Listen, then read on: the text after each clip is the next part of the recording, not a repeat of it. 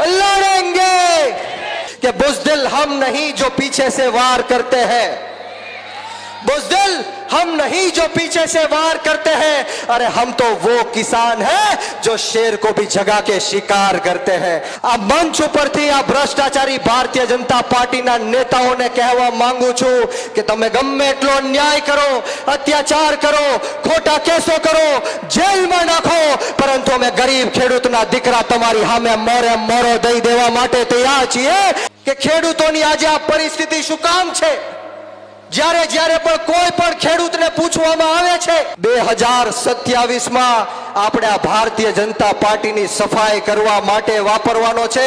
બોલો હાવડો ફેરવો છે કે નથી ફેરવો? ખેડૂતોના હક અધિકાર અને ન્યાય માટે અહીંયા બેઠેલો આમ આદમી પાર્ટીનો એક એક નેતા મોતને મુઠ્ઠીમાં લઈને ફરવા વાળો નેતા છે।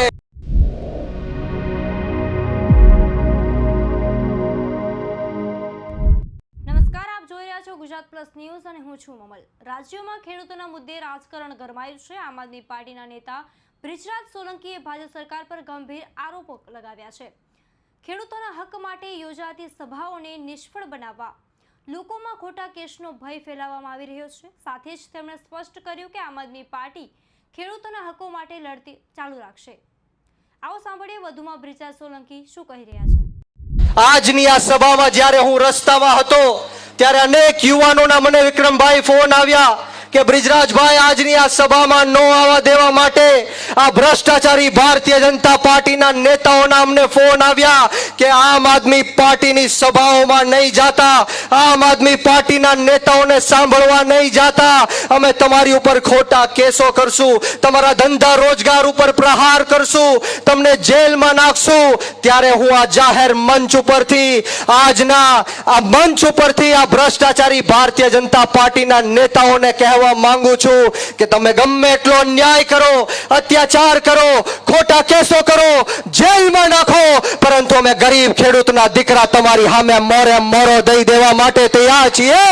આવનારા દિવસોમાં સમગ્ર ગુજરાતની અંદર આમ આદમી પાર્ટી ગુજરાતના 54 લાખ ખેડૂતોને સાથે રાખીને દેવા માફીની વાત હોય કે ખેતરે ખેતરે સિંચાઈનું પાણી પહોંચાડવાની વાત હોય, ખેડૂતોને મફતમાં 24 કલાક વીજળી આપવાની વાત હોય, ખેડૂતોની સાથે સાથે ખેત મજૂરોને પણ સહાય આપવાની વાત હોય, આવા તમામ મુદ્દે અમે આમ આદમી પાર્ટીના નેતાઓ ગાંધીનગરનો માર્ગ અપનાવશું અને જરૂર પડે તો વિધાનસભા ઘેરાવ કરવાનો પણ અમારો પ્રયત્ન રહેશે। મિત્રો, ત્યારે આપ સૌનો સાથ સહકાર જોવે છે, ત્યારે અહીંયા મોટી સંખ્યામાં યુવાનો બેઠા છે, ત્યારે હું યુવાનોને કહેવા માંગીશ કે આજે સમય આવી ગયો છે જ્યારે ખેડૂતોના હક અધિકાર અને ન્યાયની વાત યુવાનોએ કરવી પડશે।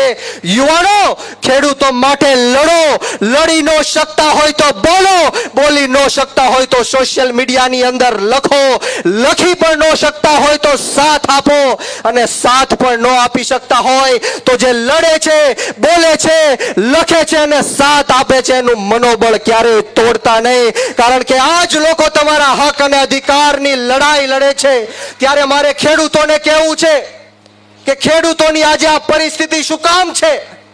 જ્યારે જ્યારે પણ કોઈ પણ ખેડૂતને પૂછવામાં આવે છે કે તમારો સમાજ કયો છે, ત્યારે ખેડૂતો કહે છે કે હું તો કોળી સમાજમાંથી આવું છું, કોઈ કહે છે હું પાટીદાર સમાજમાંથી આવું છું, કોઈ કહે છે હું માલધારી સમાજમાંથી આવું છું, કોઈ કહે છે હું ક્ષત્રિય સમાજમાંથી આવું છું, કોઈ કહે છે કે હું દલિત સમાજમાંથી આવું છું, પરંતુ મારું માનવું છે કે જ્યારે આ ગુજરાતનો 54 લાખ ખેડૂત કોઈ પણ એને પૂછે કે તું કયા સમાજમાંથી આવો છો, ત્યારે એ વટથી છાતી ઠોકીને એમ કહેશે ને કે હું ખેડૂત સમાજમાંથી આવું છું અને મારો ધર્મ ખેતી છે।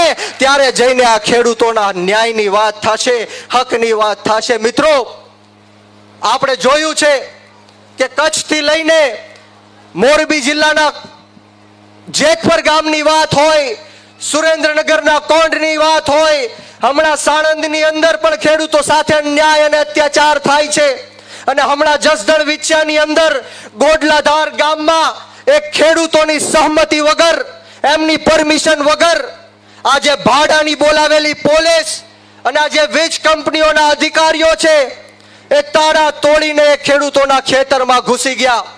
ત્યારે અમારો સંપર્ક એ ખેડૂતોએ કર્યો અને અમારી સમગ્ર આમ આદમી પાર્ટીની ટીમ એ ખેડૂતોને મળવા ખેતરમાં પહોંચી ત્યારે આપ સૌએ સોશિયલ મીડિયામાં જોયું હશે કે જે રીતના ઉગ્ર બોલાચાલી થઈ, પરંતુ આમ આદમી પાર્ટીના નેતાઓ હાર ન માન્યા અને અંતે એ ખેડૂતોનું ખેતર છોડીને આ પોલીસને, જેસીબીને અને વીજ કંપનીના અધિકારીઓને જવું પડ્યું. એ આમ આદમી પાર્ટીની તાકાત છે મિત્રો. અહીંયા બેન બેઠા છે, હમણાં બેને મને સવાલ કર્યો કે બ્રિજરાજભાઈ, તમારા હાથમાં કઈ જાદુની છડી છે કે આ પોલીસને પણ ખેતર છોડીને જવું પડ્યું, જેસીબીને પણ જવું પડ્યું? ત્યારે હું બેનને કહેવા માંગીશ કે બ્રિજરાજ સોલંકીના હાથમાં જાદુની છડી નહીં, પરંતુ જાદુનો હાવણો છે. અને આ જ હાવણો 2027માં આપણે આ ભારતીય જનતા પાર્ટીની સફાઈ કરવા માટે વાપરવાનો છે. બોલો, હાવણો ફેરવો છે કે નથી ફેરવો? આજની આ સંખ્યા જોઈને મને લાગે છે કે સુરેન્દ્ર જિલ્લાની અંદર અને વઢવાણ વિધાનસભાની અંદર પણ વિસાવદર વાળી થવાની છે. બોલો, થવાની છે કે નથી થવાની? દોસ્તો, આપ સૌને હું કહેવા માટે આવ્યો છું કે કોઈનાથી ડરવાની કે ગભરાવાની જરૂર નથી.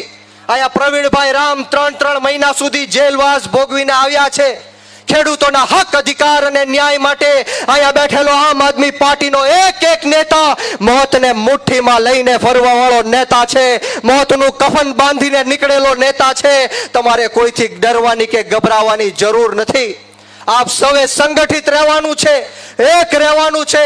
અને આ જે ભ્રષ્ટાચારી ભારતીય જનતા પાર્ટીના નેતાઓ છેલ્લા 30 વર્ષથી ખેડૂતો સાથે અન્યાય અને અત્યાચાર કરે છે, એને આવનારા દિવસોમાં જડબા તોડ જવાબ દેવાનો છે. ત્યારે આજે જાહેર મંચ ઉપરથી આ સરકારને પણ કહેવા માંગુ છું કે બુઝદિલ હમ નહીં જો પીછે સે વાર કરતે हैं, बुज़दिल हम नहीं जो पीछे से वार करते हैं, अरे हम तो वो किसान हैं जो शेर को भी जगा के शिकार करते हैं.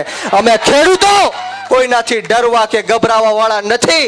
આવનારા દિવસોમાં આપણે સૌ ખેડૂતોના હક, અધિકાર અને ન્યાય માટે લડત લડશું. અમે તમારા બાળકોના ભવિષ્ય માટે જીવન રેડી દેવાની તૈયારી સાથે મેદાનમાં ઉતર્યા છીએ. લોહીનું ટીપું દઈ દેવા માટે આવ્યા છીએ, માથું પણ દઈ દેવા માટે. ખેડૂતોના હક, અધિકાર અને ન્યાય માટે આમ આદમી પાર્ટી લડત લડવાની છે. બ્રિજરાજ સોલંકીની વાતથી તમે કેટલા સહેમત છો, શું વિચારો છો? કમેન્ટ કરીને જરૂરથી જણાવજો. અત્યાર માટે બસ આટલું જ. નમસ્કાર.